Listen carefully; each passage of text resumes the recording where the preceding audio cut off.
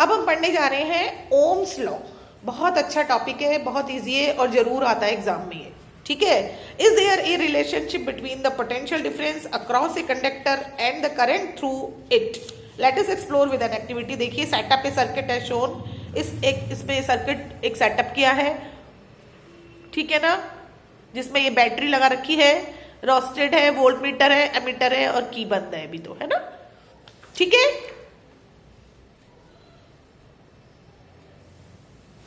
अब देखिए you will find that approximately the same value. अब इसमें क्या है, इधर ये जो ये ग्राफ बना रखा है ना, ये देखिए मेन तो इधर तो है करंट, एमीटर से शो किया है और ये वोल्ट मीटर से शो क्या किया है, मतलब उसको मेजर किया है, उधर वोल्ट मीटर से पोटेंशियल डिफरेंस देखा है।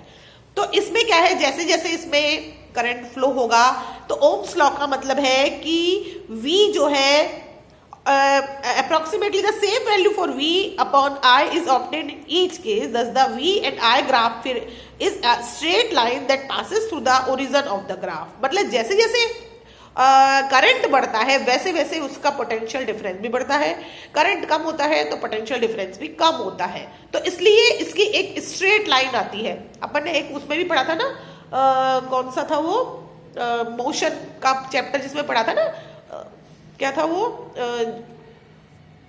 कौन सा एक पढ़ा था हमने, ध्यान नहीं आ रहा मुझे। उसमें भी स्ट्रेट लाइन क्यों आती है कि V बढ़ेगा तो I बढ़ेगा, I घटेगा तो V घटेगा। तो दोनों एक दूसरे के क्या होते हैं, क्या होते हैं, एक दूसरे के बराबर होते हैं दोनों एक दूसरे के। वो बढ़ता है तो वो बढ़ता है, वो घटता है तो वो घटता है। तो इस तरह से इसमें जो ग्राफ आता है वो स्ट्रेट लाइन होती है। तो V is proportional to I, V बढ़ा तो I बढ़ा, और V अपॉन I जो होता है वो इज इक्वल टू कॉन्स्टेंट। क्यों लिया है हमने कि जितना, अगर 2V है, 2 वोल्ट है तो 2 एम्पियर होगा, तो ये इज इक्वल टू क्या होगा, कांस्टेंट होगा, 1 ही आएगा। वो 3 है, ये 3 है तो भी 1 आएगा, 4 है तो भी 1 आएगा, इसलिए ये कांस्टेंट होता है V अपॉन I। तो V इज, अब इसको जब हम इसके जब प्रपोर्शनल साइन को जब हम हटाते हैं तो V is equal to I R। R जो लगता है इसमें, R जो होता है, R is a constant for the given metallic wire at a given temperature and is called the resistance. आया समझ में? It is the property of a conductor to resist the flow of charges through it. Its SI unit is ohm. इसकी जो resistance की जो SI unit होती है वो ओम होती है, represented by the Greek letter ohm. Book में दिख रहा है ना ओम किससे रिप्रेजेंट किया जा रहा है? According to Ohm's law R is equal to V upon I। R is equal to V upon I का मतलब क्या हुआ कि अगर मान लो रेजिस्टेंस जो होता है वो कैसे होता है, V जो है अगर रेजिस्टेंस बढ़ता है तो I क्या होता है, कम होता है ना, ऊपर वाली वैल्यू ज्यादा होती है, V वैल्यू ज्यादा होती है, और V अगर कम है और I ज्यादा है तो रेजिस्टेंस कम हो जाता है ना, क्योंकि अपॉन में है दोनों ये। तो ये R का रिलेशनशिप है, R is equal to V upon I। If the potential difference across the two ends of a conductor is 1 volt and the current through is 1 ampere, then the resistance R of the conductor is 1 ohm. That is 1 ohm is equal to 1 volt upon 1 ampere. Also from ये अपन ने I is equal to V upon R, ये हमने पहले भी देखा था ना, I is equal to V upon R. It is obvious from equation 12.7 that the current through a resistor is inversely proportional to its resistance. If the resistance is double, the current gets half.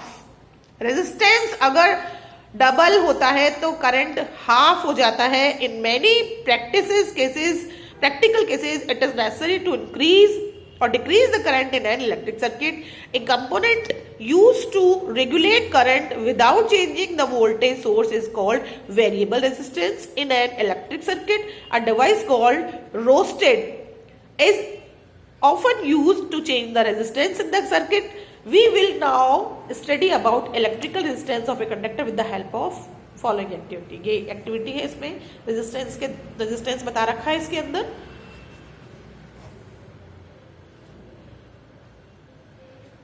In this activity, we observe that the current is different from different components. Why do they differ? Certain component offer an easy path for the flow of electric current while the other resist the flow. मतलब कुछ चीजों में current जो है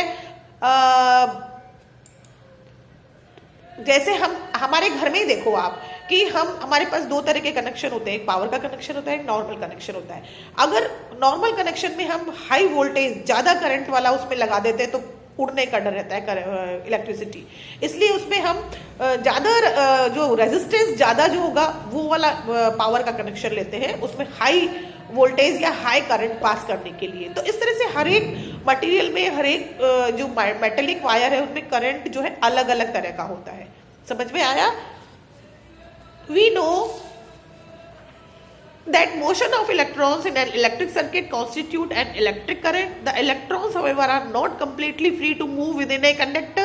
They are restrained by the attraction of the atom among which they move. Thus, motion of electrons through a conductor is retarded by its resistance. A component of a given size that offers a low resistance is a good conductor.